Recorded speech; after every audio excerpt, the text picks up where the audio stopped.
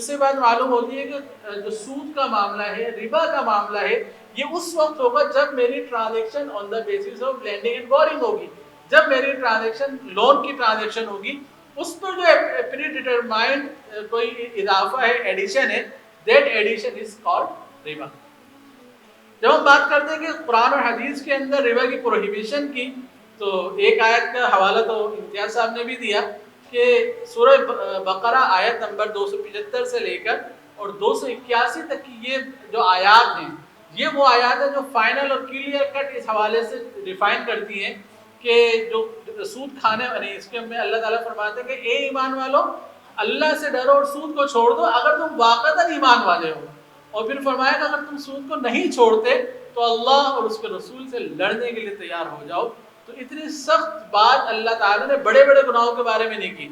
سب سے بڑا گناہ جو ہمیں معلوم ہوتا ہے وہ اللہ تعالیٰ فرماتے ہیں کہ شرک، اللہ تعالیٰ کے ساتھ کسی کو شریک کرنا سب سے بڑا گناہ ہے، لیکن اس کے بارے میں زیادہ سے زیادہ اللہ تعالیٰ نے فرمایا کہ سب معاف کر دوں گا، شرک کو معاف نہیں کروں گا، لیکن یہ نہیں فرمایا کہ جو مشرک اس سے میرا اعلان جنگ ہے۔ اس کے بعد بڑا گناہ کہ انسان کسی کو ناحق قتل کر دے، حلال سمجھتے ہوئے قتل کر دے، فرمایا کہ جو ناحق قتل کرتا ہے وہ ہمیشہ ہمیشہ جہنم میں رہے گا، لیکن یہ نہیں کہا کہ قاتل سے میرا اعلان جنگ ہے۔ لیکن سود کے بارے میں اللہ تعالیٰ نے فرمایا کہ جو سود کے اندر ملوث ہوتے ہیں ان کے ساتھ اللہ اور اس کے رسول کا اعلان جنگ ہے، جس سے ہمیں جو ہے ڈرنا بھی چاہیے اور اس حوالے سے اپنے اقدامات بھی کرنے چاہیے کہ ہم جب بھی فائنینشیل میٹرز کے اندر جائیں تو اس میں اس بات کو انشور کریں کہ ہماری ٹرانزیکشنز سود سے پاک ہوں۔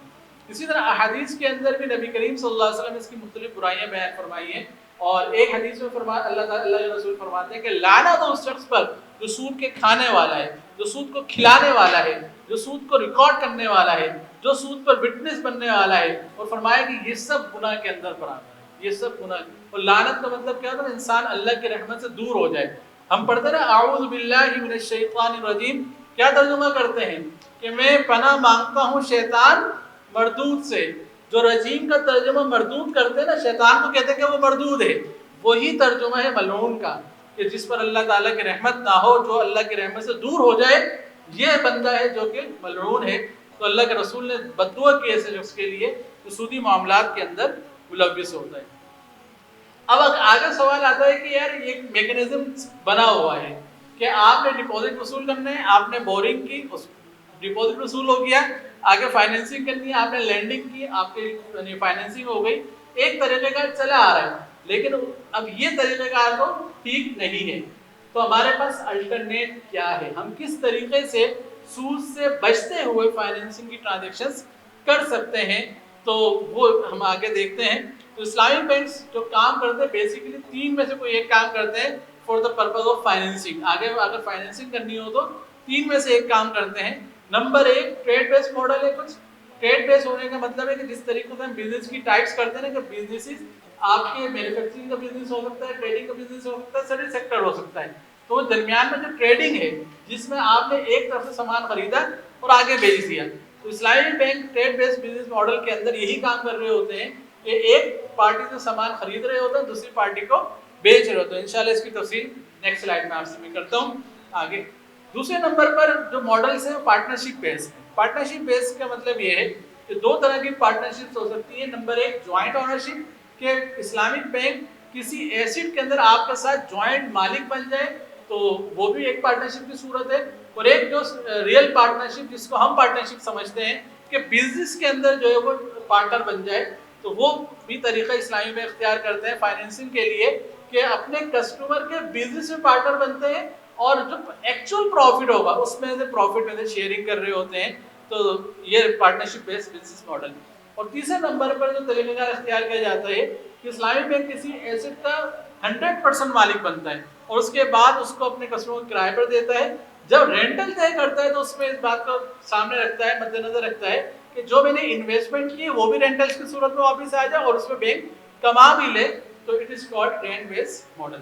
باقی ایک امپورٹنٹ چیز کہ اسلامک بینکس ان انڈسٹریز کے اندر جو کہ 100% شرعی حوالے سے حرام ہے، ناجائز ہیں، ان انڈسٹریز کے اندر کام نہیں کرتے کہ شریعت جو جن کا کور بزنس ہی ناجائز ہو۔ اب آگے بات آ رہی ہے آپ لوگوں کے حوالے سے، آپ کے جو اسٹوڈنٹس ہیں ان کے حوالے سے کہ وہ لوگ جو کہ ابھی اپنے ایجوکیشن فیز کے اندر ہیں، اب اگلے سال اس سے اگلے سال انہوں نے اپنے جاب کے فیز کے اندر آنا ہے، تو ان کے لیے کیا راستہ ہونا چاہیے. تو اس حوالے سے سکسیس سٹوری جیسے کہ ابھی امتیاز صاحب نے بھی ذکر کیا کہ اسلامک بینکنگ انڈسٹری کی جو لائف ہے پاکستان کے اندر وہ شروع ہوتی ہے 2001-2002 کے اندر، جب میزان بینک پہلا اسلامی بینک کے طور پر آتا ہے. پھر 2003 میں اسلامی banking department state bank of Pakistan کا بنتا ہے. بینک اسلامی واز دا فرسٹ ون، اسلامی بینک اسلامی پہلا تھا جس کو اسلامی بینکنگ کا لائسنس ملا. میزان بینک نے لائسنس ایک یعنی بینک تھا جو پاکستان سے جا رہا تھا سوسائٹی جنرل، اس کا لائسنس پرچیز کر کے اس کو پھر آگے اپنی کمٹمنٹ ان کی یہ تھی کہ ہم نے اسلامک بنیادوں پر کام کرنا ہے. لیکن state bank Islamic banking department بننے کے بعد پہلا لائسنس جو اسلامی بینکنگ کا ملا ہے وہ بینک اسلامی کو ملا ہے. تو تقریباً 20 سال کی سٹوری ہے، 20-21 سال کی سٹوری ہے. تو ابھی تک جو اسلامی بینکس کا شیئر ہے مارکیٹ کے اندر وہ 20-21%. یہ last figures state bank of Pakistan کی ویب سائٹ میں موجود تھی سپٹمبر 2022 کی. یقیناً یہ اب آگے بڑھ چکی ہوں گی، یعنی آپ کے 20% سے یقیناً زیادہ ہیں.